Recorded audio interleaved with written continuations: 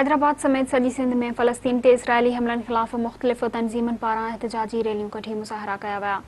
उन ॾस में पाकिस्तान अवामी तहरीक पारां ख़ालिद राजपूत, मुबशर शाह, ज़ुहैब हुसैन, तहरीक मनहाजुल क़ुरान जी डिवीज़नल सदर यूनिस कादरी ऐं ॿियनि जी अॻवाणी में हैदराबाद प्रेस क्लब साम्हूं मुज़ाहरो कयो वियो।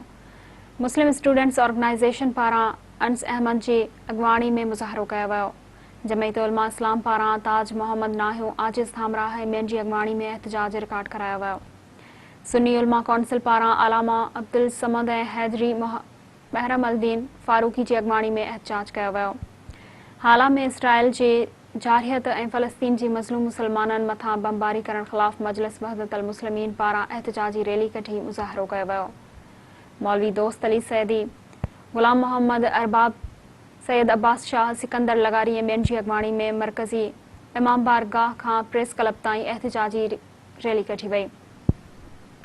वाही पांधी में फ़लस्तीन सां थींदड़ ज़ुल्म ख़िलाफ़ शहरियनि तरफ़ां लियाकत रुस्तमानी, अली गुल लाशारी, सरवर शाह ऐं ॿियनि जी अॻवाणी में गोरख चौक खां अलमुर्तज़ा चौक ताईं मुज़ाहरो कयो वियो।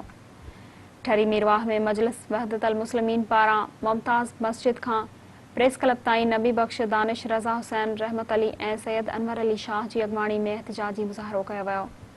उन मौक़े ते अॻवाणनि चयो त इसराइल बैतुल मुक़द्दस ऐं हथे ख़ाली फ़लस्तीनियुनि ते हमला करे खुलियल दहशतगर्दी जो सबूत ॾिनो आहे, जंहिं ते आलमी अॻवान रुॻो मज़म्मत करण खां सवाइ अॻिते नाहिनि वधिया। हुननि चयो त आलमी अमन जा दावेदार ऐं इस्लामी मुल्क इसराइल खां अमन जी ख़ैरात घुरण बदिरां अमली तौर क़दम खणनि ऐं फ़लस्तीनियुनि ते थींदड़ ज़ुल्म बंदि कराइनि।